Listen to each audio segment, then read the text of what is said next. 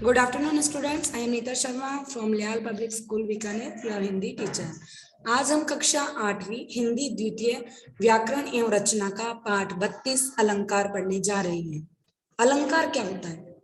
अलंकार दो शब्दों से मिलकर बना होता है, अलम प्लस कार।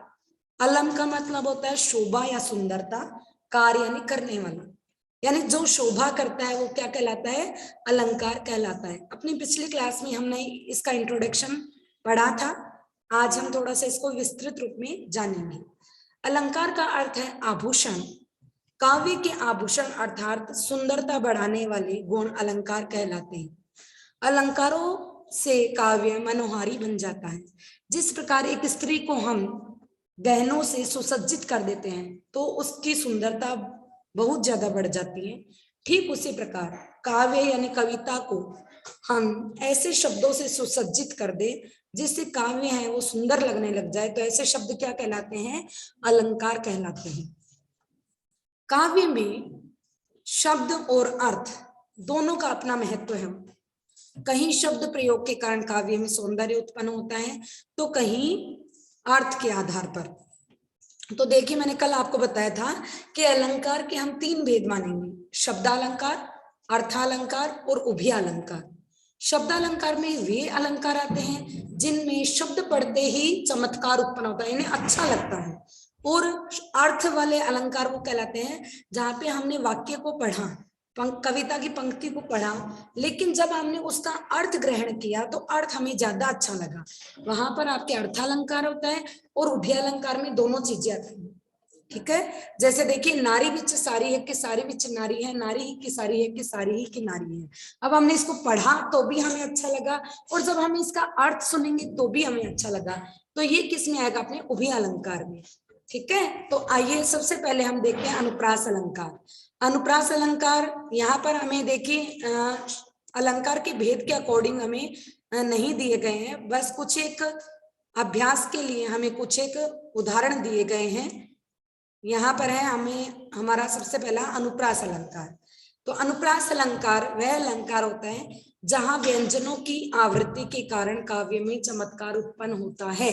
यानी आप ऐसे बोल सकते हो कि जहां एक ही शब्द या एक ही वर्ण, जहां एक ही वर्ण काव्य में 2 या 2 से अधिक बार आए, वर्ण न कि शब्द, जहां पर काव्य में एक ही वर्ण 2 या 2 से अधिक बार आए तो उसे हम कहते हैं अनुप्रास अलंकार। देखिए उदाहरण, चारू चंद्र की चंचल किरणें खेल रही है जल थल में। यहाँ पर च और ल वर्ण की बार बार आवृत्ति हुई है, आपको बताती हूं मैं ये। देखिए, चारू शब्द में च, चंद्र में च, चंचल में भी च। ये देखिए यहाँ पर च वर्ण आ रहा है, खेल में ल, थल में भी ल आया है और जल में भी ल आया है। तो चारू चंद्र की चंचल किरणें खेल रही जल थल में, तो यहाँ पर च और ल वर्ण की बार बार आवृत्ति हो रही है, इसलिए यहाँ पर कौन सा अलंकार होगा? अनुप्रास अलंकार होगा। देखिए, लट लटकनी मनोमत मधुप गन मादक मधुई पिए। यहाँ पर देखिए ल और मैं वर्ण की, देखिए ल, लट में ल, लटकनी में ल। यहाँ पर देखो मनो में म, मत में मैं, मधुप में भी मैं, मादक में भी मैं, मधुही में भी मैं। लट लटकनी मनो मत मधुप गन मादक मधुही पिए, ल और मैं वर्ण की आवृत्ति हो रही है। नेक्स्ट देखिए, विमल वाणी ने वीणा ली, तो वह वर्ण की आवृत्ति हुई है, वह वीणा में भी वह आया है और वाणी में भी, वीणा वाणी दोनों में भी वह आया है। नेक्स्ट देखिए, कायर क्रूर कपूत कुचाली यों ही मर जाते हैं। कायर में भी क आया है, क्रूर में भी क आया है, कपूत में भी क आया है, कुचाली, कुचाली में भी क आया है। तो इस तरीके से क वर्ण की बार बार आवृत्ति होने से यहाँ पर हमारा कौन सा अलंकार आता है? अनुप्रास अलंकार। मधुर मधुर मुस्कान मनोहर मनुज वेश का उजियाला। यहाँ पे देखिए मधुर में भी मैं, यहाँ मधुर में भी मैं, मुस्कान में भी मैं, मनोहर में भी मैं, मनुज में भी मैं, तो यहाँ पर मैं वर्ण की अधिकता होने से क्या आया है, अनुप्रास अलंकार। अनुप्रास अलंकार की अगर हमें परिभाषा पूछ ली जाए तो आप इसकी परिभाषा क्या बताओगे, जहां एक ही व्यंजन की आवृत्ति दो या दो से अधिक बार होती है तो वहां पर अनुप्रास अलंकार होता है। अब इसको याद करने का तरीका देखो, चारु चंद्र, चारु यानी सुंदर, चंद्र यानी चंद्रमा, चंद्रमा कैसा है, चारु है यानी कि सुंदर है। की चंचल किरणें, अब चंद्रमा से हमें क्या मिलती है, किरणें, और उसकी किरणें कैसी है, चंचल। और किरणें कहाँ पड़ रही है, जल में भी पड़ रही है, थल में भी पड़ रही है, और वो खेल रही है, कहाँ पे खेल रही है, जल में, थल में। तो चारु चंद्र की चंचल किरणें खेल रही जल थल में। इसके अलावा रघुपति राघव राजा राम, ये भी आपका अनुप्रास अलंकार का उदाहरण है। रघुपति, राघव, राजा और राम, रघुपति में भी रहा है, राघव में भी रहा है, राजा में भी रहा है और राम में भी रहा है। तो रे वर्ण की आवृत्ति होने से रघुपति राघव राजा राम में क्या आएगा आपके, अनुप्रास अलंकार।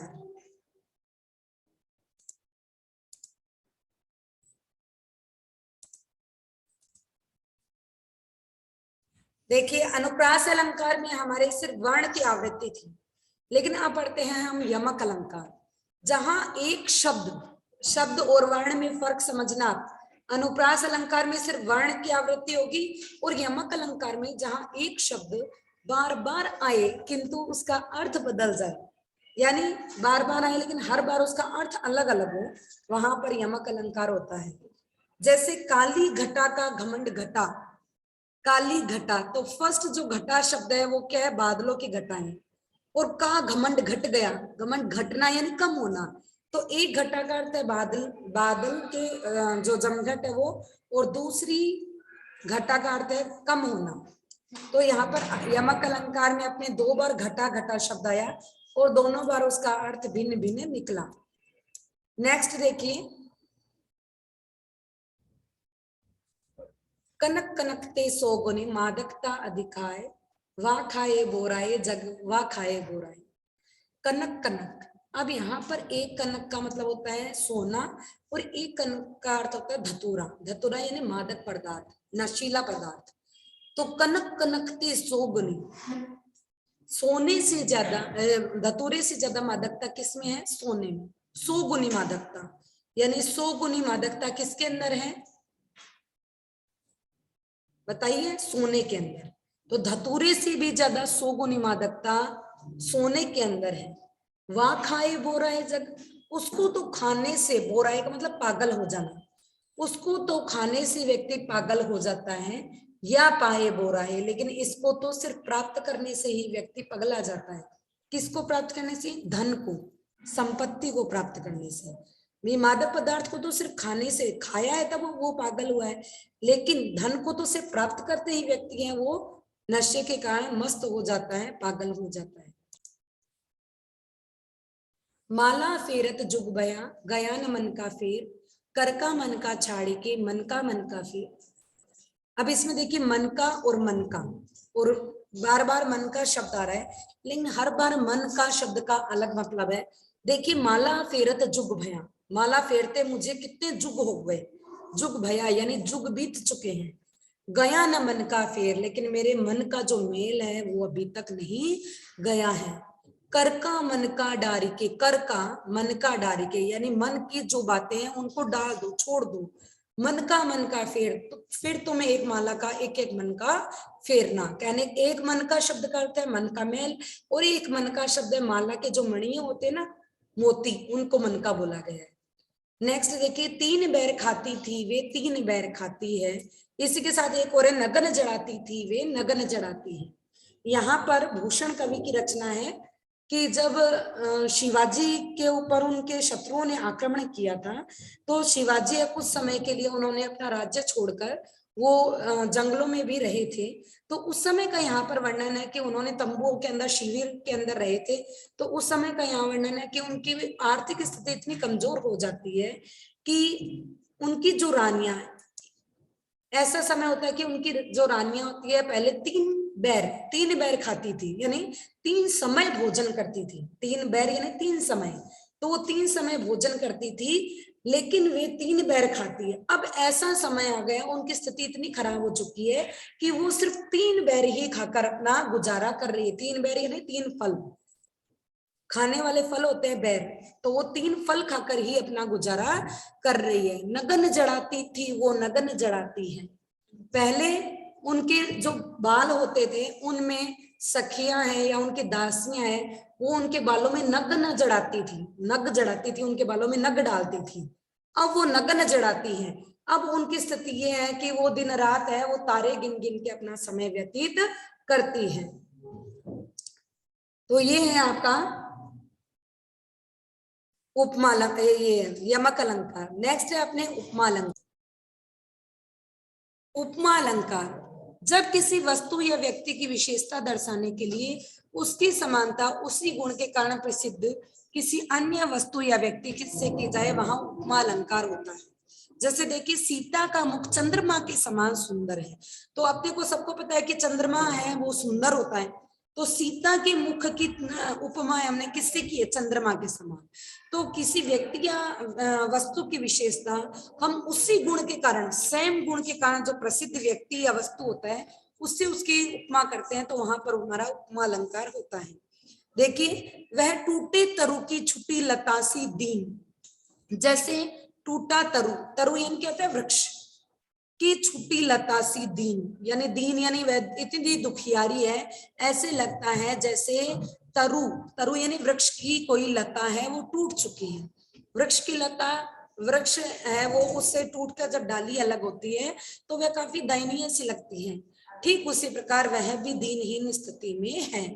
नील कमल से सुंदर नयन, उसके नयन है वो नीले रंग की कमल के समान है। हाय फूल सी कोमल बच्ची, यानी बच्ची कैसी है? फूल के समान कोमल। तो यहाँ पर समानता दर्शाई गई है। तब तो बहता समय शीला सा जम जाएगा, यानी समय को किसकी उपमा दी गई है? शीला। जैसे शीला है वो एक जगह जमी हुई है, तब तो बहता समय शीला सा जम जाएगा। प्रातः नभ था बहुत नीला शंख जैसी, प्रातः कालीन जो नभ यानी आकाश होता है वो नीले रंग का सा दिखाई देता है, जैसे नीले रंग का शंख हो। तो यहाँ पर हम एक चीज की उपमा है वो दूसरे व्यक्ति से, मतलब दूसरी वस्तु या दूसरे व्यक्ति से कर रहे हैं जो पहले से ही उसके अंदर वो गुण होता है। जैसे चंद्रमा है वो सुंदर होता है, तो उससे हमने सीता की मुख की उपमा दे दी। नीले रंग के कमल है वो सुंदर लगता है, तो उसे हमने नयनों की उपमा दे दी। फूल पहले से ही बहुत कोमल होते हैं, तो फूलों से उस बच्ची की उपमा की है हमने। शीला सा, अगर समय कहीं ठहर जाए तो उसको क्या बोलेंगे? शीला सा। पहली बात तो समय ठहरता नहीं है, लेकिन कविता की पंक्तियों में इस तरीके से बताया गया है कि समय जैसे रुक गया, ऐसे लग रहा है जैसे समय कहीं रुक गया, यानी वहां पर कल्पना की जा रही है। तो कल्पना के आधार पर शीला सा जम जाएगा, शीला यानी चट्टान। प्रातः नभ था बहुत शीला, नीला नहीं यानी नभ था वो बहुत नीला था, कैसे? शंख के जैसा, नीले शंख के जैसा। उम्मीद करती हूँ कि सबको ये तीनों अलंकार समझ में आ गए होंगे। नेक्स्ट अपने अलंकार है रूपक, उत्प्रेक्षा, अतिशयोक्ति। तीन अलंकार और है, तो अपने नेक्स्ट क्लास में, कल के क्लास में हम रूपक, उत्प्रेक्षा और अतिशयोक्ति अलंकार है वो पढ़ेंगे, और साथ में इसकी बुक एक्सरसाइज को भी कंप्लीट करेंगे। आज की कक्षा में हम इतना ही पढ़ेंगे। धन्यवाद।